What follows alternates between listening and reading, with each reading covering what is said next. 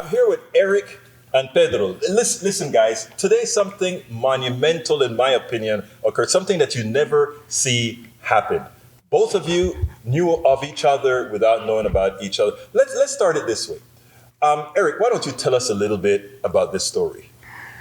Sure, yeah. Tonight we were talking about legacy, and Pedro and I, we had met last night and had bonded a little bit because we're both veterans, but we didn't know, the full story yet. We've only talked for a little bit. Mm-hmm. But tonight we were talking about legacy, and I shared a little bit about my grandfather. Before you say that, though, what I want to add again is to say that we're here at the Bridge Alliance Convention, the co-creating social cohesion in the United States, and each person had to say what they wanted their legacy to be. Yes. And in the process, you were going to go before Eric. Mm-hmm. Eric was going to go before Eric, and he decided, no, let me go ahead and let Eric go first. Mm-hmm. And something happened.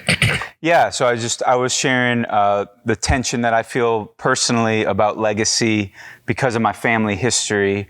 And I mentioned my grandfather, who had back-to-back traumatic events happen in the mid-1940s.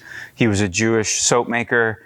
And through those experiences, he felt he had this epiphany where that if he could get the right words out to people, that he could unite Spaceship Earth. And because he was a soap maker, he figured he was preaching on soapboxes in a square in Los Angeles. Not many people were sticking around or listening.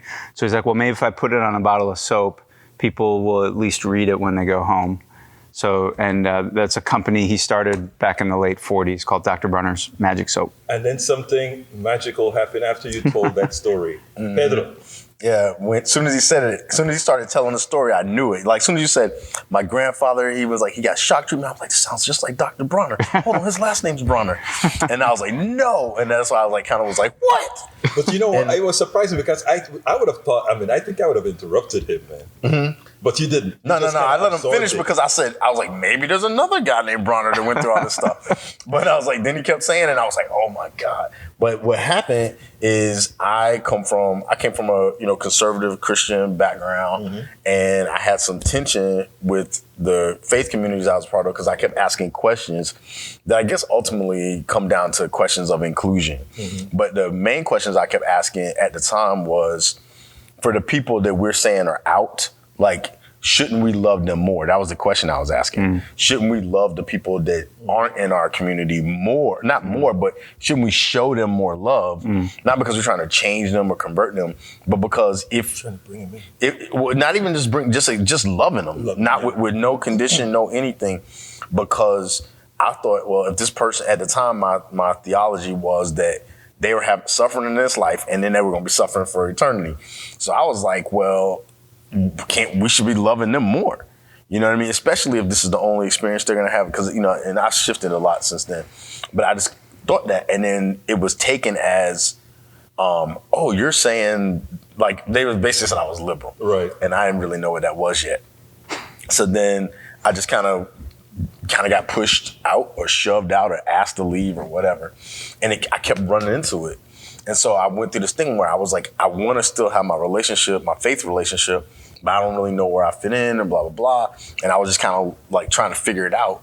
And my brother, who's a Rastafarian, he ended up saying to me, like, telling me about this soap that he used to like brush his teeth. He like thinks he can do everything. So he was like, I brush my teeth with it, I do my hair with it, I can like clean the house with it. And I was just like, all right, man. And then I was like, well, if I see it, I might get some. And I went to Trader Joe's, and then I saw the soap that you read the soap. And I saw the soap that he told me about. And I was like, let me just grab it. And then I was like, all one. Let me see. Then I started reading the label. And then I just like said, man, I took it home. I read the whole thing. And I just kind of was like, wow, okay, hold on. Like, somebody's saying the stuff that's kind of swirling in my mind. You know what I mean? And in terms of just like one and loving people and all this other things like that. And they had this thing called the moral ABCs. Right. And I was trying to find some way of grounding myself, like maintaining my faith, but didn't know where I fit in community-wise. That spoke to me. So then I was curious, why would a soap company put that up there? Because it just didn't seem like good branding. Mm-hmm. So I just wrote them a letter and said, hey, I read your soap label. I'm just curious why you put all this stuff up there. There's something to that effect. And then some time went by. I didn't really think I would hear anything. Right. And then I could have probably emailed them, but I just wrote a paper letter. And then I get a package back. And I was like, oh, it's from a soap company. And I opened up, I thought it was going to be coupons or something. And then it was like a book of those moral ABCs, like just written out in a book form. And then a letter back that the person who got my letter wrote me back. Likely his dad. Probably my dad. Probably his dad. Wrote the letter back, told me I was going in the right direction and things like that. And he gave me a $20 and was just like, here's a little, sign, if you will. I don't know if that was that word used, but it was like, I'm putting my money where my mouth is, saying that you're going in the right direction. That was like the kind of vibe of it. And I was just like, this is crazy. And so I took it and I felt like it made me feel better. And I just kind of kept on going. But what are the chances that two people who don't know anything about each other come to a democracy conference and each of you find out you had a commonality? What do you think about that? Isn't that unheard of? Yeah, it's pretty crazy, pretty serendipitous. It was meant to be. Yeah. Well, I tell you one thing, because I think it is important. We're the kind of work that we're doing here. Today I heard somebody say, I hope it works. And to which I responded, it can't help. Well, in effect, I don't believe in hope. We have to make sure that this works. And, when I see things that are so disparate, like happen like this, I mean, how can you not say that things actually work, things actually happen, right? Now, before I let you go, what did you get out of this Bridge Alliance conference? Did you feel more empowered? Well, I shouldn't use that word anymore because I learned otherwise. Brother Pedro? Okay. So do you feel like you can let the power from within out without? Yeah, no, I mean, I feel like we're forming a new community of like-hearted people that are on a mission to change the world, to change our country for the better. We're all doing slightly different things, but generally pulling in the same direction. And I feel like we're going to be in this for the long haul, and we're going to be encouraging each other. We're going to be picking each other up when someone grows weary. Because of this, we are all connected. It's all interconnected. What I tell you I love is that, we have somebody that's, pastor, maybe former pastor, maybe a pastor again, who knows, a lawyer, or what do you call yourself?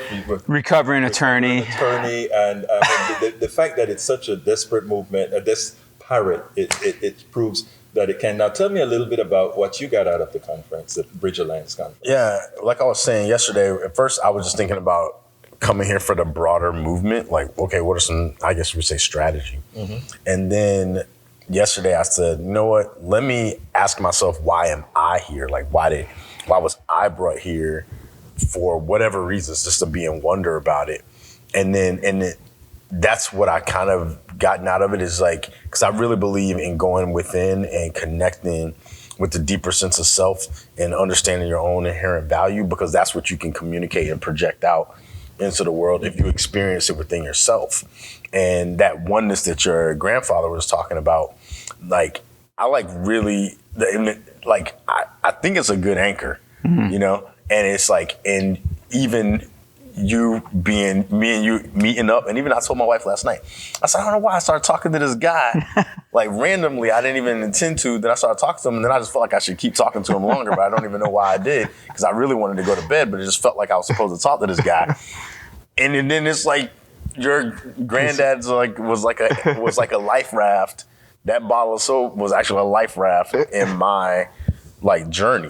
Man. So I feel like, for my own self, like asking why I'm here, I feel like it was part of this is like also doing inner healing, because the democracy reflects us. And so if we all do our own inner healing work, we can do our part to heal this country. That's a good word. Now, I want then to say, Eric, what are you working? What's the organization you work with? Yeah, so I'm the founder of Veterans for Political Innovation. It's a mouthful, but we're just trying to get veterans to use their trusted voice to advocate for very specific reforms that'll make politics less toxic through more competition. Pedro? And I work for an organization called Unify, and it's spelled YOUNIFY. And the U obviously is intentional, helping people find themselves in the in the unity, like the oneness. We're all one, you know. Yeah. And so that kind of energy, and I'm their director of engagement, and essentially the way that I articulate what we're doing is that anywhere that people gather and they have a story of how they came together and a story of where they're going, then we can come in and be there with them, working alongside them, helping them to create a powerful narrative of where they want to be. So if they have a disempowering narrative, we can help them establish a more powerful narrative, and then a narrative of all of us that includes all of us in that grander narrative. So that's like the energy behind why I am engaged with Unify right now.